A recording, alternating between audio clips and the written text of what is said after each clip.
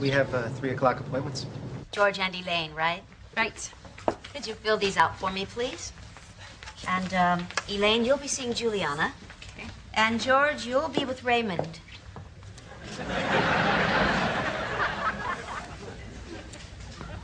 Excuse me, did you say Raymond? Yes. But Raymond is a man. I can't get a massage from a man. Why not? What are you, crazy? I can't have a man touching me. Switch with me. Well, I don't want the man either.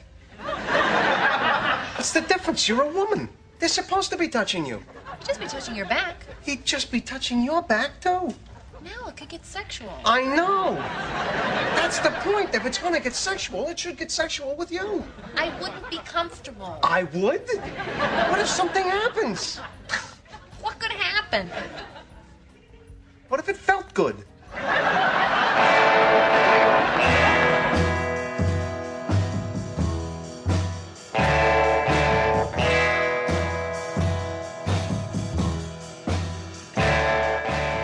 Hey everyone, welcome to the Manthology Show, life by 3 white guys in their 30s. In today's episode, female masseuses, everyday manliness, and weapons of minor destruction.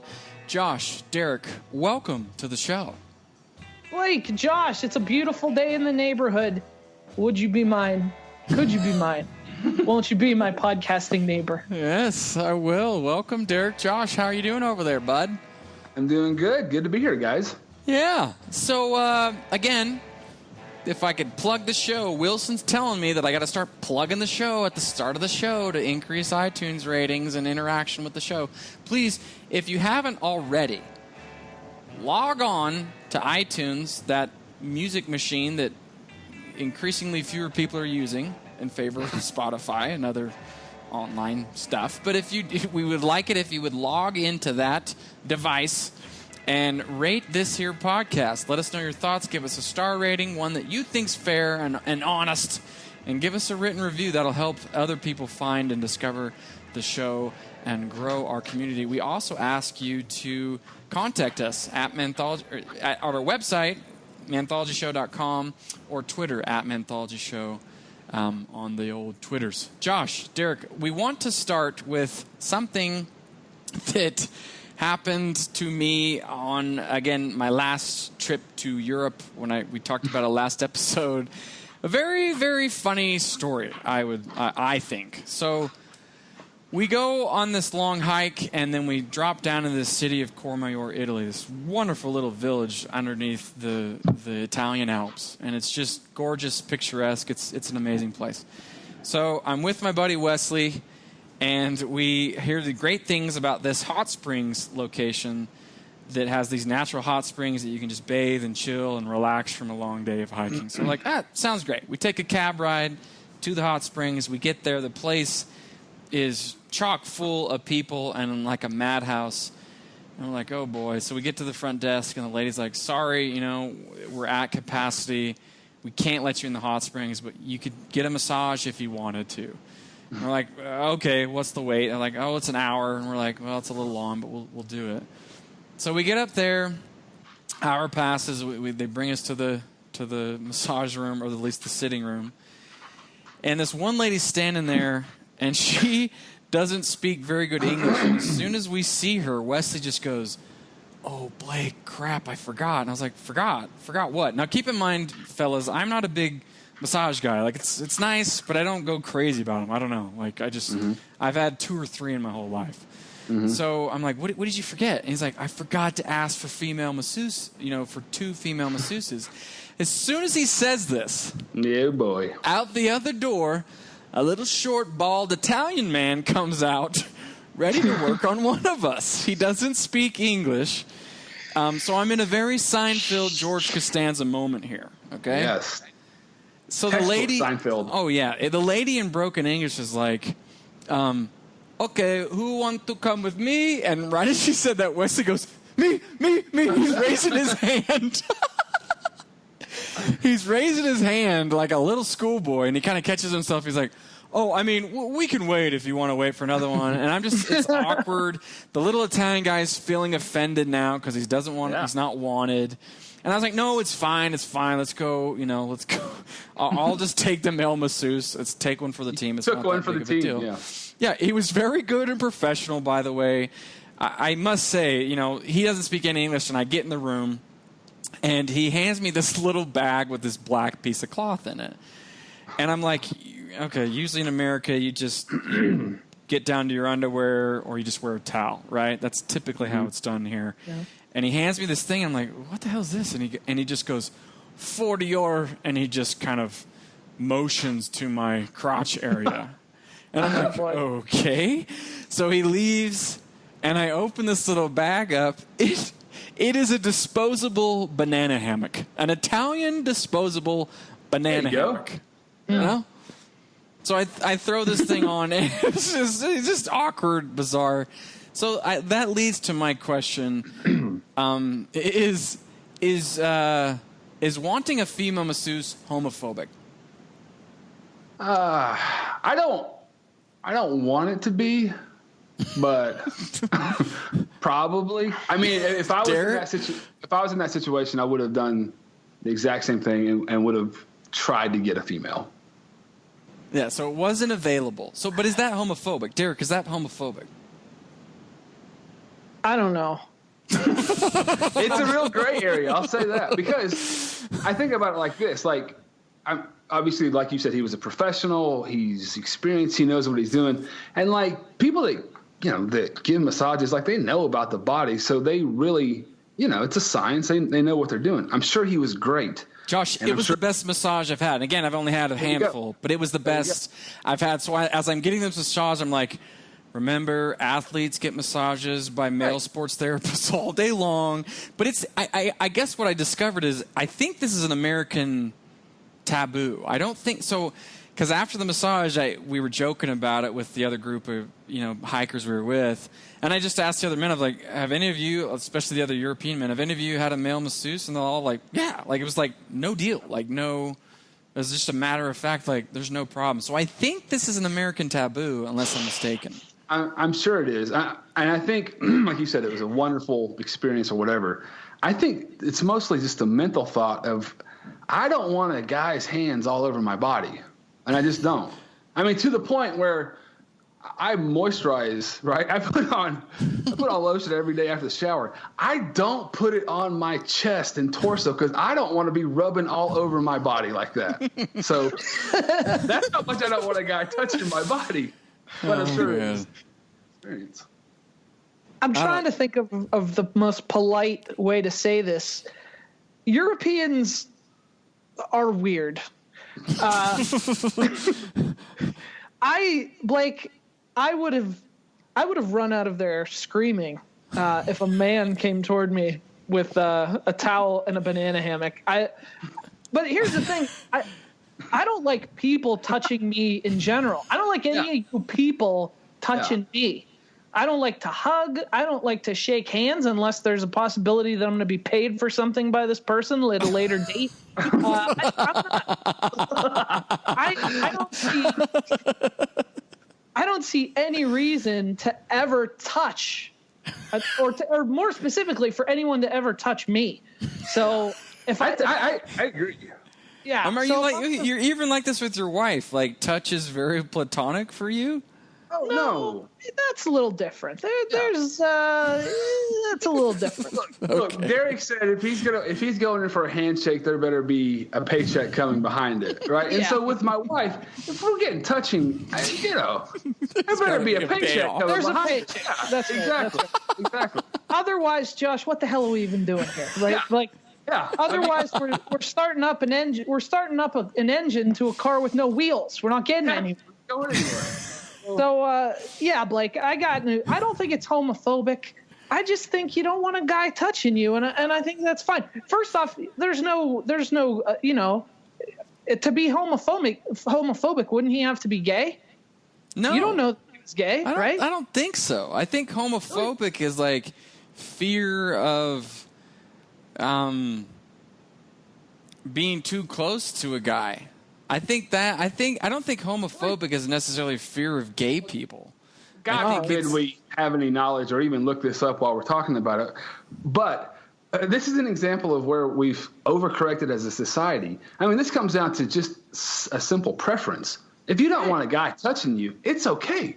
And it's okay to say, fair enough. Okay. To say, hey, I don't want a guy touching me. We don't have to sit here and argue about whether that is homophobic. Like, it's ridiculous. Like, no, I don't want a guy touching me. Get off me. Yeah, It's fine. End of story. Yeah. Fair enough. Okay. No, I like it. I buy into that. It was a funny experience for me where I was just like, oh my gosh, this is George Costanza all over. I mean, I had my face down, because he even told me, he's like, you put face down when I come back in, and I'm. See, I don't want a guy telling me to put my face down. Get out of this room. Put your face down, bud. It was great, but yeah, Wesley said after the fact, my friend after the fact, he was like, to be honest, it was one of the most uncomfortable massages I've had, because as she was working my inner thigh, I was just thinking about you and how much discomfort you could be in. This is a terrible experience. He was guilt-ridden. Yeah, it was so funny. It was funny. It was fine, but yeah, it was one of those moments of just complete awkwardness. There was the language barrier going on. There were disposable banana hammocks being passed around. It was just... You put your face down. Yeah, get out. Yeah. Put your face down, American. Oh, man. Okay, so gentlemen, moving on. Wilson's giving me the little circle in the air gesture. We need to move on. We're going to do a new segment called Thinking Out Loud. And this is where I ask a question that's been on my mind, and I want you to react to that question. Maybe just by golly, think out loud to that question. Okay?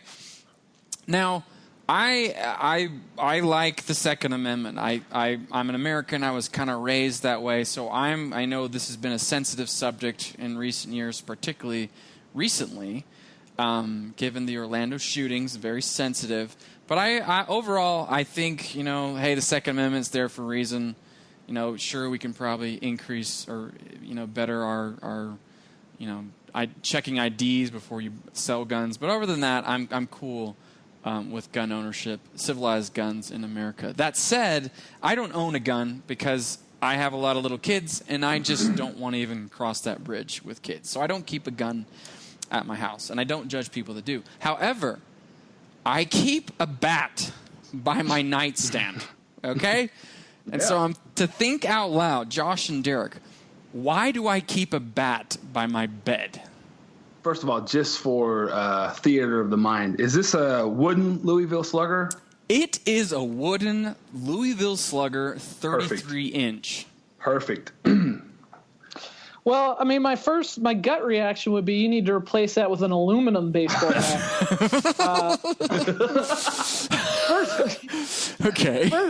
First off, because a wooden baseball bat that's better for hitting baseballs. So I think what you need to do is put that one in your garage with your baseball equipment, and then switch it around. Take the aluminum bat. And I don't know why you have that at your bedside, but I'm guessing that whatever that reason would be, an aluminum bat would probably serve it better. So that's my first response to that. Okay. Josh, any other ideas? Why do I keep a bat by my bed? Well, my first thought is, wow, I want a bat by my bed now. I want a wooden Louisville Slugger. Or do you keep a gun? Why do men, and it seems to be a lot more than women, hold bats or guns or some device of minor destruction? Why do we do that? Well, we do it because we feel like we need to be able to protect our house, right? Yeah. Yeah. I actually have a gun. I've got a Glock. I've got a handgun that was given to me. Fun fact about me that you guys probably know, I'm not a gun guy. So I have this liability sitting at the top of my closet that is there. I've shot it twice. I'm still not very comfortable with it. And it's one of those things that's like in the back of my mind has always been weighing on me like, you should really be better with that gun. You should really be more comfortable with that thing. Yeah. Yeah. So for me personally, that's one of my goals. I want to go do some training and get better and get more comfortable with it. That's the biggest thing. So I think for me, what fascinates me about this question is I want to know, and maybe there's research out this, but is this cultural that I want to own a bat by my bed, or is this primal? Is this genetic where as men are more protective? That's kind of always been our role, our shtick, in the family unit is to be the protector.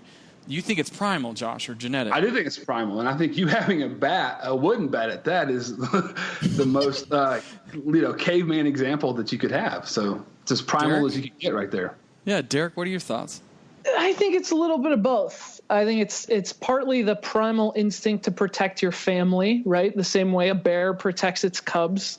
But it's also partly cultural because that manifestation seems to me to be uniquely American. That if an intruder does come in my house, I'll show that guy a lesson. I'll beat the hell out of him with a baseball bat. Okay. It's that seems to be a uniquely American response to that. I don't know. It doesn't strike me. It doesn't. We were talking about Europeans in the last episode. I know we've got some European listeners. I'd love to hear from them. Yeah. How many of them keep guns in their house to quote unquote protect their family, and how many of them have a baseball bat? Because it seems to me that's a uniquely American response to that gut instinct of protect my family. I would really like to know from our listeners, not so much guns, because I know gun laws vary, and that's a different thing culturally, but some sort of weapon that you have at your disposal to quote unquote protect your house. Derek, do you keep a weapon near your bed or in your room?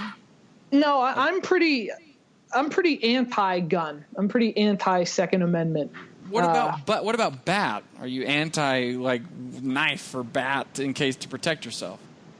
I mean, I've never in my life ever felt like I've never had that fear of what am I going to do if someone comes in my house? Like I just don't have that that worry. I mean, I look at it like I've been alive 32 years and never once has anyone broken into my house. I don't know anyone who's ever had anyone break into their house. But it's something like I don't mean to minimize. I know a lot of people do have that. Like I need Brinks home security with a cam on my porch in case someone comes in to steal my fine china. Like there's this propensity in American culture to protect and to I don't know, but I've just never felt it. I've just always felt like okay. And then what am I going to do if a guy comes in my house? What am I going to reach under my bed, get my gun out of the case, load it? I don't get these people who are pro-gun to protect your family. Okay, well, where do you keep your gun? I keep it in this gun vault. Okay, well, if someone breaks in your house, what are you going to? Okay, get the flashlight out. I'm going to turn it. It's 32 this way, 28 that way. Like by that point, you're screwed.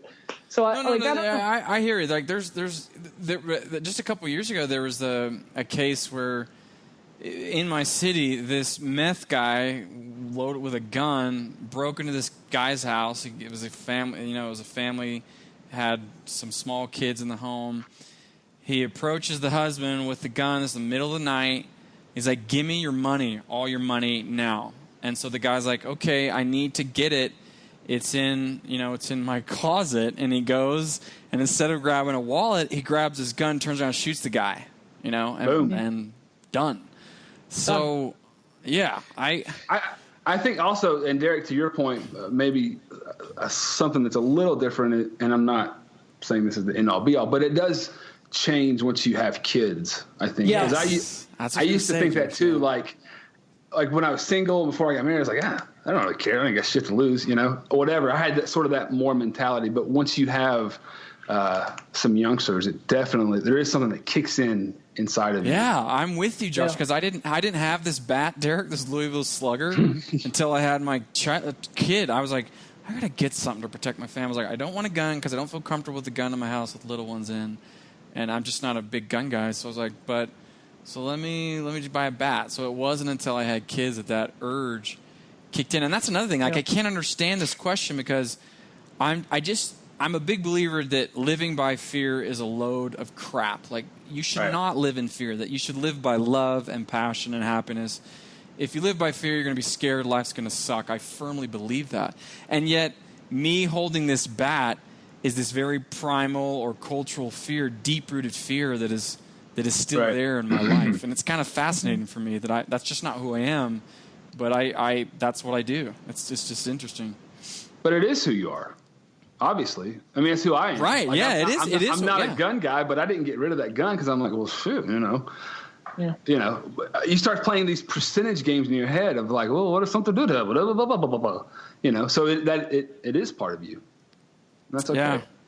Yeah, so I was reading Quora, and there was this man that had answered the question about how does violence compare in Europe to America. And he had lived half his adult life as a European before he moved to America. And the one thing that he said struck him was that in the UK, perpetrators are much more brazen in how they exact violence. And it's kind of more like a Clockwork Orange type style where just nastiness. And since moving to the United States, he said, although he doesn't own a gun, he doesn't encounter that kind of criminality as much because he knows that his neighbors may have guns, and criminals know this, so they're not as brazen because there's this fear that, look, there's guns out there. You don't know where they are, so you, the criminal, needs to be extra cautious about your approach to exacting violence. I thought that was an interesting point. It is, yeah. But it's also a slippery slope, though, and it's one we seem to be sliding down so quickly as a culture. You know, my wife was in a coffee shop on our block yesterday, and we live in a city neighborhood, and there's a guy in Starbucks with a gun. And, you know, I'm not a gun person, but I understand that there's this deep-rooted psychological thing with gun people. They identify with it culturally, traditionally. It's part of their upbringing. Yeah. And I get that, and I respect that. But there's no logical, cultural reason that you need to walk into a Starbucks with a pistol on your belt. It makes everyone in that store uncomfortable. But, you know, it used to be that, we're fighting for our right to have a gun in our home. Now it's these people who are fighting for, I want a right to have my gun that used to be at my home in my car and on my belt. And at home, I want the assault rifle that shoots 18,000 bullets a second. It just seems like the fight, the goalposts are shifting constantly to a fully armed society that people somehow argue makes them feel safer. Like, if I would have seen that guy in there with a gun, I would have walked out too. It wouldn't make me feel safer. Yeah. So I don't know. It just this idea that, well, guns are everywhere, so criminals are more careful. Yeah, but at the same time, guns are everywhere. And I don't see how that leads to a safer society. No. We don't know. We have no idea. We are not going to solve this problem here. Yeah. No, but well said. I respect that. I respect that opinion, Derek. But again, for whatever reason, I hold a Louisville Slugger by my bed, and it's just fascinating. Whether it's cultural or genetic, it's an interesting phenomenon that I would argue affects largely the male species more than the female species. So if any listeners out there have any thoughts on why are males more protective? Is it genetic? Is it cultural? Guns, bats, whatever you keep, weapons by your bed to protect your family, particularly your little ones if you have any in your home. Let us know. Send us an email, men@Manthology Show, or tweet us @Manthology Show. Okay.